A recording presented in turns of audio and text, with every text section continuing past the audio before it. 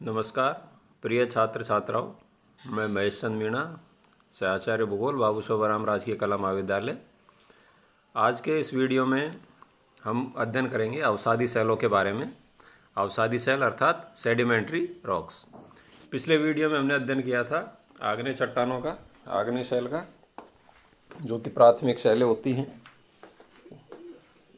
अवसादी शैलों का जो शाब्दिक अर्थ है वो है अवसाद से निर्मित शैलें, अर्थात जो भी अपरदन की क्रियाएं होती हैं उन अपरदन की क्रियाओं के फलस्वरूप जब चट्टानों के अवसादों के एक साथ या एक ही स्थान पर लंबे समय तक जो जमाव होता है, उस जमाव में कठोरता आती है, दृढ़ता आती है, उसके फलस्वरूप जिन शैलों का निर्माण होता है उन शैलों को अवसादी शैल के नाम से जाना जाता है। अवसादी शैल लैटिन भाषा के शब्द सेडिमेंटेशन से इसकी उत्पत्ति हुई है, जिसका अर्थ है नीचे बैठना। अर्थात जब अवसाद किसी भी क्रिया के माध्यम से एक स्थान से दूसरे स्थान पर ले जाया जाता है और नीचे बैठकर उसमें दृढ़ता आने लगती है, तब अवसादी शैलों का निर्माण होता है।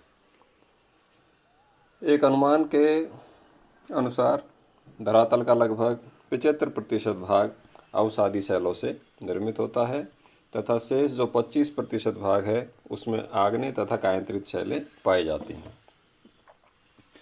परंतु अवसादी शैलें धरातल के ऊपर ही अधिकांशतः पाई जाती हैं। धरातल के नीचे मुख्य रूप से आग्नेय शैल तथा कायांतरित शैलें ही अधिकांशतः हमें पाई जाती हैं, क्योंकि आग्नेय शैलों की उत्पत्ति, जैसा कि हमने पिछले वीडियो में बताया था, आग्नेय शैलों की उत्पत्ति मैग्मा के जमाव के फलस्वरूप होती है, जबकि अवसादी शैलों की जो उत्पत्ति है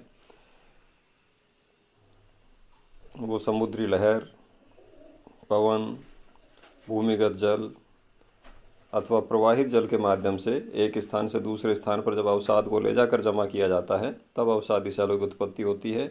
और ये सभी क्रियाएं धरातल के ऊपर घटित होती हैं, इसलिए अवसादी शैलें मुख्य रूप से धरातल के ऊपर ही पाई जाती हैं। प्रसिद्ध भूगोलवेत्ता वार्सेस्टर के अनुसार अवसादी शैलें प्राचीन शैल व खनिजों के अवसाद के परत में संगठित होने से निर्मित हुई हैं। अतः अवसादी शैलें द्वितीयक अथवा गौण शैलें भी कहलाती हैं। प्राय नीचे बड़े कण व ऊपर सूक्ष्म कण जमा होते हैं। कालांतर में ये पदार्थ हजारों फुट की मोटाई में निक्षेपित हो जाते हैं, अर्थात जमा हो जाते हैं। तो आग्नेय शैलों के विपरीत जो कि प्राथमिक शैलें थी, अवसादी शैलें द्वितीयक शैल होती हैं, क्योंकि इनकी उत्पत्ति या तो आग्नेय शैल के विघटन से होती है अथवा कायांतरित शैल के विघटन से होती है, इसलिए इन शैलों को द्वितीयक शैल भी कहा जाता है। अवसादी शैलों का जो वर्गीकरण है, उस वर्गीकरण में सबसे पहले हम देखते हैं यांत्रिक क्रियाओं से निर्मित शैलें। यांत्रिक क्रियाओं से निर्मित अर्थात भौतिक अपक्षय की क्रियाओं से जब शैलों का विघटन होता है तथा अपरदन के विभिन्न साधन इस पदार्थ को अन्यत्र ले जाकर निक्षेपित करते रहते हैं, जैसे समुद्री लहरों के द्वारा, नदी के द्वारा, पवन के द्वारा अथवा भूमिगत जल के द्वारा जब ये शैलों का विघटित पदार्थ एक स्थान से दूसरे स्थान पर ले जाकर जमा कर दिया जाता है, तब यांत्रिक क्रियाओं से निर्मित अवसादी शैलों का निर्माण होता है, जिनमें प्रमुख हैं बालू का पत्थर, कॉन्ग्लोमेरेट, सिल्ट, लोएस, चीका मिट्टी आदि। दूसरी जो अवसादी शैलों का प्रकार है वो है जैविक तत्वों से निर्मित अवसादी शैलें। जैविक तत्वों से निर्मित अवसादी शैलों में मुख्य रूप से दो प्रकार होते हैं, चूना प्रधान शैलें तथा कार्बन प्रधान शैलें। जो चूना प्रधान शैलें होती हैं वो मुख्य रूप से समुद्री भागों में अथवा जलाशयों में पाई जाती हैं, जिनकी उत्पत्ति जीव अवशेष अथवा वनस्पतियों से होती है। इनमें प्रवाल, शैवाल ये अधिक होते हैं और ये शैलें मुलायम होने की वजह से शीघ्र अपघटित होने लगती हैं। मुलायम शैलें होने के साथ साथ ये शैलें पोरस भी हैं, अर्थात इनमें जल आसानी से प्रवेश कर सकता है। जैविक तत्वों से निर्मित जो शैलें हैं उनका दूसरा प्रकार है कार्बन प्रधान शैलें। कार्बन प्रधान शैलों में वनस्पति की अधिकता रहती है।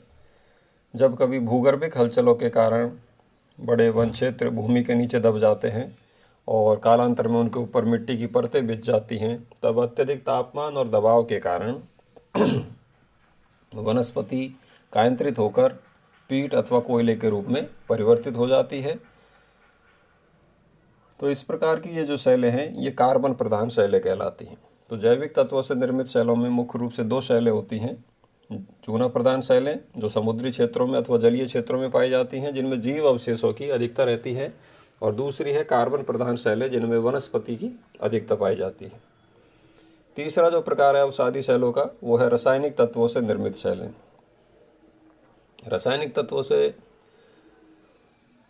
निर्मित जो शैलें हैं वो मुख्य रूप से धरातल के उन क्षेत्रों में पाई जाती हैं जहाँ पर जल की अधिकता पाई जाती है। जब कभी बहता हुआ जल का संपर्क धरातल की उन घुलनशील शैलों के साथ होता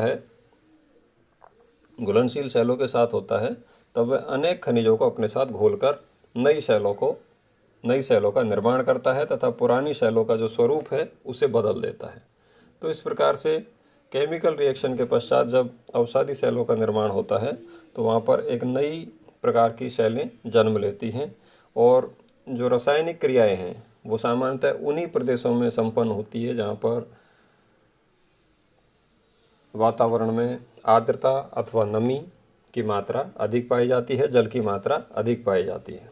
तो इस प्रकार की जो शैलें हैं वो रेगिस्तानी भागों में लगभग नहीं पाई जाती।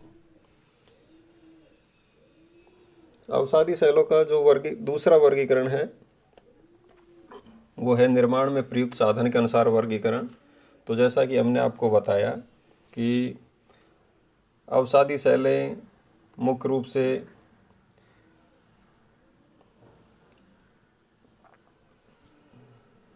वायु, समुद्री लहरें, भूमिगत जल, प्रवाहित जल, हिमानी, इन सभी के द्वारा इनका निर्माण होता है।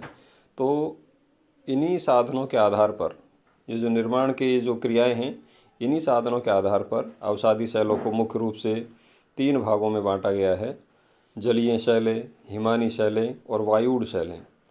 जलीय शैलों के अंतर्गत वो सभी शैलें आती हैं जिनका निर्माण